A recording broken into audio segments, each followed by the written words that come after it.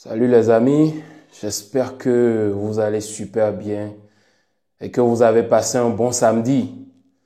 Bon, pour tous ceux qui ont suivi le match comme moi, naturellement, je dis bien ceux qui ont suivi le match comme moi, vous devez être comme ça actuellement, avec le cou là, immobilisé parce que à force de tourner de gauche à droite durant les 90 minutes, c'est normal que le cou, il te fasse mal. Bon, victoire du Real Madrid à Montilivi contre Girona 3-0. Bon, c'était prévisible, hein? Prévisible pourquoi? Parce que on va en parler un peu plus tard dans la vidéo. Ou bien je peux même commencer déjà par ça. Parce que la saison passée, Girona, certes, ils ont eu une grosse saison, ils ont bien fait les choses, ils étaient inspirés, ils ont tout bien fait. Bon, encore que sur la fin, quand les autres ont appuyé l'accélérateur, nous tous on a vu ce qui s'est passé. Le Barça a terminé devant, et il y a le Real Madrid aussi qui a terminé devant, alors que Girona était premier. Et ils faisaient leur Java, ils faisaient leur Zumba. Bon, finalement, ils ont lâché la pression. Girona, c'est pas non plus un gros club d'Espagne. Hein. C'est pas non plus un gros club. Donc voilà. Ils ont fait une belle saison, ce qu'on respecte, bien sûr. Mais bon, quand ils croisent le Real Madrid à chaque fois, ils se font taper par le Real. Parce que le Real, c'est leur grand frère. Bref, victoire du Real Madrid, un bon match. Beau match, maîtrisé totalement du début jusqu'à la fin. Un match parfaitement maîtrisé. Quand je vous disais c'était un match d'aller-retour, en fait, j'étais là tout le temps, la balle est ici, la balle va là-bas, la balle tourne ici. Tantôt, la balle allait dans les deux défenses. Bon, je vais commencer par Courtois d'abord. Courtois qui a été incroyable dans ce match. Des arrêts décisifs. C'est comme je le dis à chaque fois, Courtois, c'est un gars, peu importe ce que les autres vont faire, lui, il fait toujours son match. Lui fait toujours son match, Courtois. Peu importe, vous prenez n'importe quel match. Ou même si le Real a perdu, Courtois, il a toujours fait son boulot. Maintenant, après avoir parlé de Courtois, je voudrais parler de ce petit bambin là. Celui dont j'ai dit je ne voulais plus appeler le nom. Mais le problème, c'est qu'il me fatigue. Il y en a qui me suivent sur cette chaîne et souvent ils disent non, toi, tout le temps, Bellingham. Et c'est surtout, je m'adresse surtout à mes amis barcelonais qui, quand ils me voient parler de Bellingham, ils sont toujours en mode ouais, toi, tu suces Bellingham parce que tu as envie que la fanbase de Madrid te voit bien, tout ça, etc. Non, non, non, non, non. Moi, c'est pas ça. Vous savez quoi? Je vais vous expliquer le principe aujourd'hui et pourquoi moi j'aime les joueurs comme Bellingham. Vous savez, les joueurs comme Bellingham, là, hein, les joueurs comme Valverde, les joueurs que tu sais que s'ils sont sur le terrain, ils vont laisser l'âme sur le terrain. Les joueurs qui vont mourir pour le blason, les joueurs qui vont se jeter au sol, qui vont courir, qui vont aller par ici, ils vont courir, ils vont faire les allers-retours, ils seront ici, ils seront là-bas, ils vont défendre ici, ils vont tacler ici. Moi, c'est les joueurs, c'est mes joueurs. Le sacrifice là, le sacrifice que certains pensent que, oh non, le sacrifice, oh, qu'est-ce qu'il fait, il ne fout rien et tout. Mais regardez les matchs. Regardez les matchs. Il termine MVP aujourd'hui. Hein. S'il ne terminait pas MVP, je pète un câble. Pas parce que je suis madrilène, parce que je suis défenseur du football. Bellingham, le match qu'il te fait aujourd'hui, le match, il est incroyable. Non mais regardez son but. Combien de fois je vais allumer ma caméra pour me plaindre de Bellingham? Bellingham, je t'ai déjà dit, petit, je ne suis pas ton égal. Je vais répéter ça 3 fois. Petit, je ne suis pas ton égal. Petit, je ne suis pas ton égal. Tu me fais allumer ma caméra pour t'aduler ici. Je n'aime pas les embêtements. Bon, quand tu es bon, tu es bon. Et tu es sur le terrain. Et quand tu es bon, voilà. Bon, malheureusement, il se blesse sur la fin. Bon, je ne pense pas que c'est vraiment une blessure. Hein. Ça doit être musculaire. On espère que ça ne soit pas quelque chose de bien grave. Donc, comme je disais tantôt, moi, c'est le genre de joueur que moi, j'aime ça. Je sais que si je le mets sur la feuille de match, il va se donner à 1000% du début du match jusqu'à la fin du match. Regardez le premier but, mais qu'est-ce qu'il fait là? En fait, c'est ce que je ne comprends pas personnellement chez ce joueur-là. On sait que c'est un milieu offensif, projection vers l'avant, il cherche la surface de réparation, il est là. Mais le plus fou dedans, c'est sa lecture de jeu. En fait, regardez presque tous les buts de Bellingham, essayez de voir la lecture de jeu qu'il fait avant le but. Comment lui sait que là, quelque chose peut se passer et qu'il peut être là pour reprendre la balle et frapper et la mettre dans le goal? Comment? Tous les joueurs n'ont pas cette intelligence-là. Hein. Je tiens à préciser, je tiens à le rappeler que tous les joueurs n'ont pas cette intelligence-là de bien suivre le jeu, d'avoir une belle lecture de jeu et de se retrouver à l'endroit où il faut et au moment où il faut. C'est ce qui fait la différence entre les neufs, entre les grands neufs et les petits neufs. Bon, il n'y a pas de petits neufs, mais il y a quand même une différence de catégorie entre les neufs. Par exemple, tu ne vas pas me comparer un Lewandowski ou un Zlatan Ibrahimovic avec un Victor Roque. Ce n'est pas la même classe.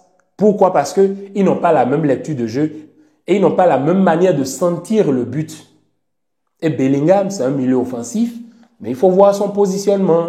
Comment il est là. Il sait que quelque chose peut arriver sur cette séquence de jeu-là. Il faut que je me place ici, il faut que je sois là. Peut-être que je pourrais la reprendre et tout. Et Bellingham, mais quel match il te fait après la passe décisive, filtrée, au calme. Et Güler qui se retrouve face au gardien, il la croise parfaitement. Il faut voir la célébration. C'est une célébration de rage. On sent que on sent qu'il réclame encore plus. Il réclame encore plus parce que vraiment, il le mérite. Le problème, c'est que quand tu as un coach comme Ancelotti qui est vraiment figé sur ce que lui pense être le meilleur, c'est difficile de le convaincre. Mais bon, à Ancelotti, tu ne peux rien lui dire. En tout cas, nous, on est mal placés pour lui parler. Ce qui est sûr, il a déjà fait plus de 1500 matchs. Il a fait plus de 6300 et quelques changements. Qui sommes-nous pour lui dire ce qu'il a à faire? Bon match du Real. Bellingham qui fait un bon match, homme du match, qui marque. Bellingham qui continue à me fatiguer. Et comme je le dis, c'est un joueur que moi j'aime bien. Moi je l'aime vraiment bien. Parce que en lui, je vois aussi d'autres joueurs qui, s'ils osaient vraiment, s'ils avaient cette capacité-là à aller devant, ils allaient marquer beaucoup plus. Mais bon match de Bellingham. Mbappé aussi qui marque. Mbappé qui essaye. Il essaye. Il a beaucoup essayé. Mbappé, je vois, c'est quoi ce style-là d'enfoncer maintenant, de piquer là? Je comprends pas. Commence à imiter les gars des années 60-70. Bon, Mbappé qui marque. À part ça, je voulais parler aussi de quelque chose que j'ai remarqué dans le jeu. Girona, ils ont eu leur buzz, ils ont fait une belle saison, mais après ça, ils ont été dépouillés. Les joueurs qui étaient là ne sont plus les joueurs qui sont là. Bon, il y a beaucoup de joueurs qui sont partis, mais il y a quand même beaucoup qui sont restés. Mais ce n'est plus le même type de jeu. Vous voyez, quand vous les voyez jouer avec le 4-2-3-1, vous sentez qu'il y a un peu d'insuffisance au milieu de terrain. En milieu de terrain. Franchement, il n'y a qu'à voir aujourd'hui comment la comparaison Van de Beek et Modric, par exemple. Au même moment, je crois, à la 78e minute, au même moment où Modric il a déjà fait près de 90 passes, Van de Beek n'avait même pas dépassé les 22 passes. Donc, il faut voir comment le Real Madrid les a mangés en milieu de terrain, totalement. Hein. Que ce soit le sacrifice de Jude Bellingham, Valverde aussi, omniprésent, omni partout, le sacrifice incroyable, Modric aussi, une maîtrise totale, Ada Güler devant aussi qui te fait un bon match, Brahim aussi, qui selon moi aussi fait aussi un bon match. En défense aussi, parfait. En défense, la duple Tchouaméni-Rudiger. Rudiger, aujourd'hui, implacable, impassable. Il n'y a qu'à voir les anticipations de Rudiger. C'est comme je le dis, c'est l'un des meilleurs défenseurs centrales au monde, sinon le meilleur. L'anticipation, regardez comment il va presser très haut, il va défendre très haut. Il anticipe sur certaines actions de jeu. Franchement, moi, Rudiger, aujourd'hui, il fait un match incroyable. Mendy, qui fait aussi un match correct, mais qui vers la fin se blesse aussi. Je pense que ça doit être musculaire aussi.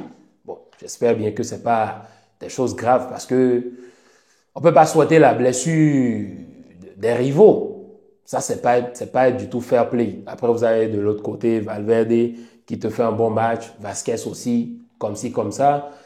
Girona, ils ont manqué vraiment de trucs là en face. Et ils se sont choqués contre un Thibaut Courtois implacable, impeccable dans ce match.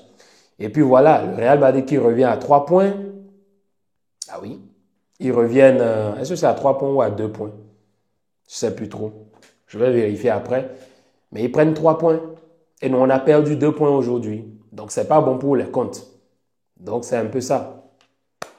Déplacement à l'extérieur, un match parfaitement géré. Après, il y a eu des changements. Moi, ça m'a quand même étonné que Asensio ne débute pas de titulaire. Je ne sais pas combien de matchs il a fait déjà pour aller au banc. Bon, je pense que c'est les privilèges Tchouaméni. Parce que vous-même, vous le savez, c'est pas un truc que je vais vous apprendre. Quand Tchouaméni n'est pas blessé, il est là, il doit être titulaire.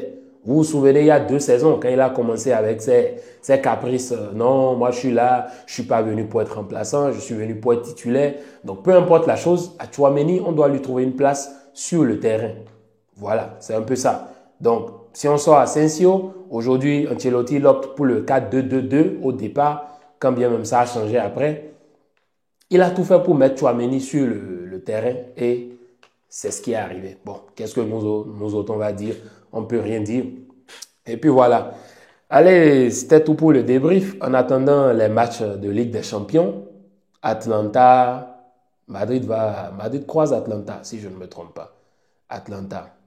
Ça va être chaud. Bon, surtout, n'oubliez pas de me dire dans les commentaires ce que vous avez pensé de ce match. Moi, Kylian, aujourd'hui, je ne peux pas venir le tailler parce que il a fait de son mieux. Il fait un match correct. Il planque son but.